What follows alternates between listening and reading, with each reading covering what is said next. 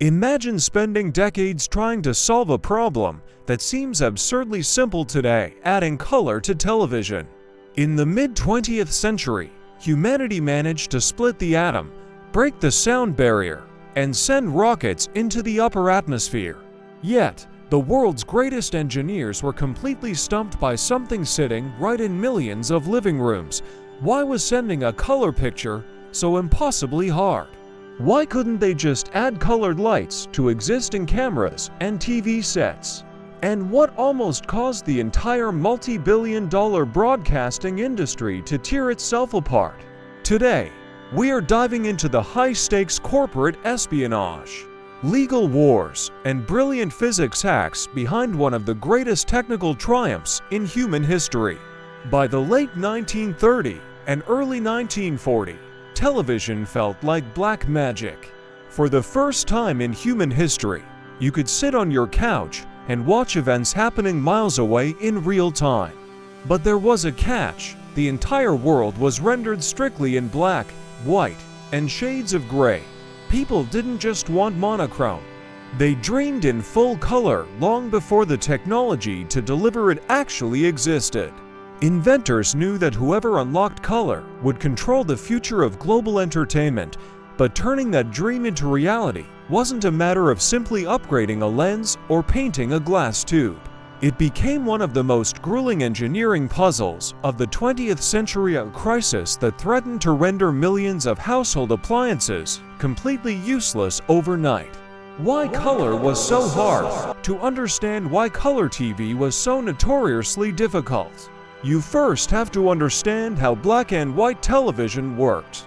A monochrome TV didn't actually transmit images as full pictures. It took a scene, sliced it into hundreds of horizontal lines, and measured the brightness of each point along those lines. A measurement engineers call luminance, or the luma signal.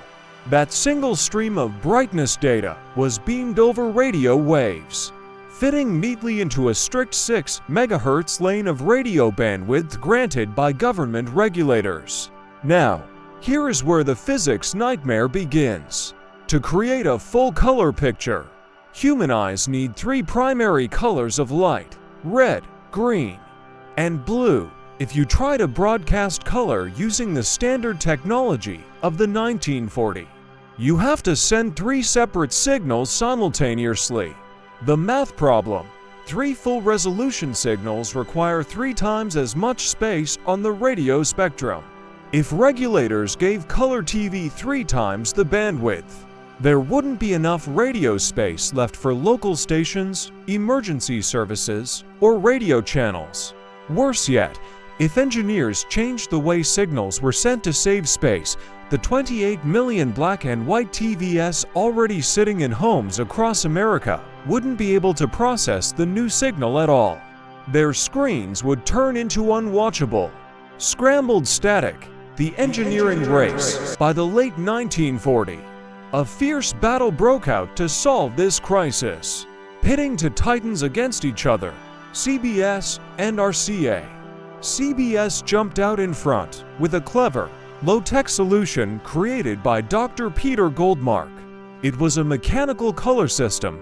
CBS put a motorized wheel painted with red, green, and blue segments in front of a TV camera.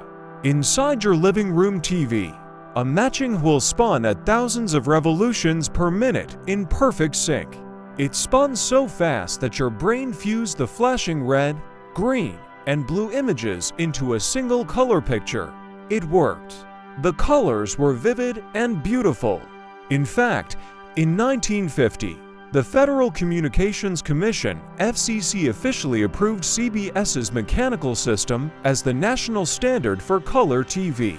But there was a massive catch that almost destroyed CBS. The mechanical wheel was loud, prone to breaking, and limited screen sizes to just 12 inches. Worst of all, it was completely incompatible with existing black and white sets. If CBS broadcasted a show in color, anyone with a normal TV saw complete, scrambled static.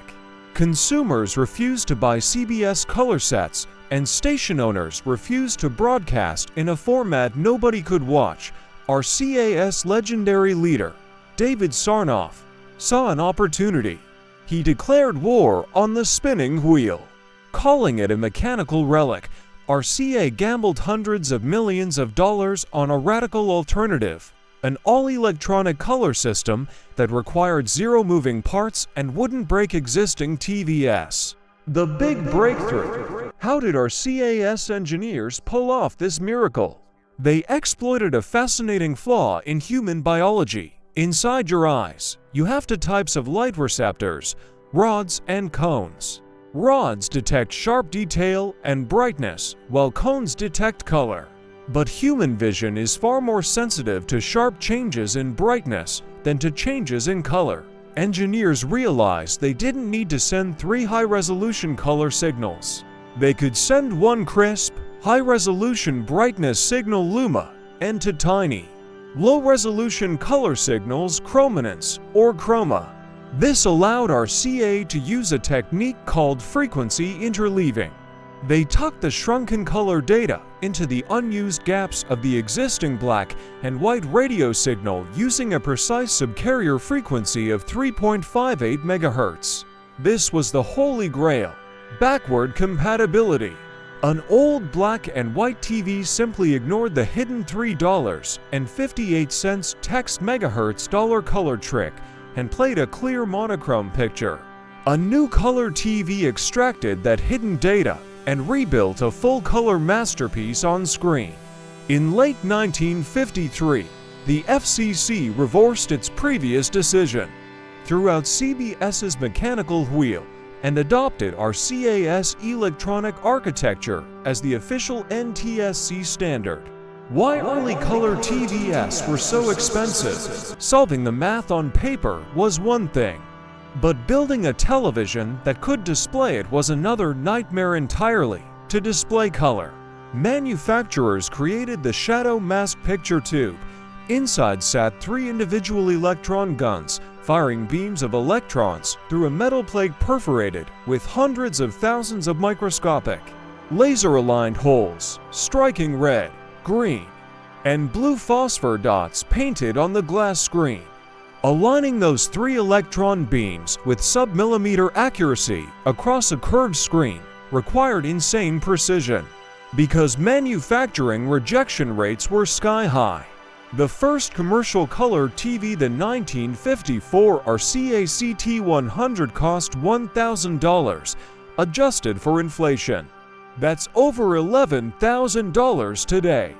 For over a decade, color TV was a luxury reserved strictly for country clubs, rich executives, and Hollywood elite. How color TV changed the world. But once manufacturing caught up in the mid-1960s, color TV didn't just change entertainment, fundamentally changed how humanity experienced reality.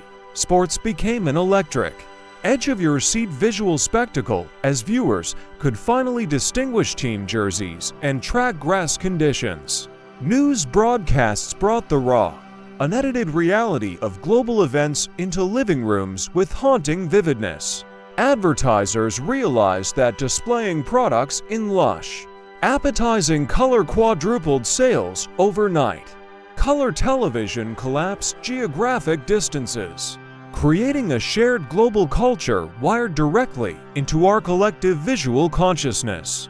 The next time you watch a movie in brilliant color or stream for KHDR content directly to your phone, remember that it all began with decades of brilliant engineering, fierce corporate wars, and countless failed experiments. We didn't just add color to television. Human ingenuity found a way to weave the full spectrum of light into the silent, invisible airwaves around us. What part of the color TV journey surprised you the most? Was it the spinning mechanical wheels or the brilliant trick using human eye biology? Let us know in the comments below. If you enjoyed this documentary breakdown, tap that like button, subscribe to the channel, and hit the bell icon so you never miss an episode. Which historic technology should we tackle next? Drop your ideas down below.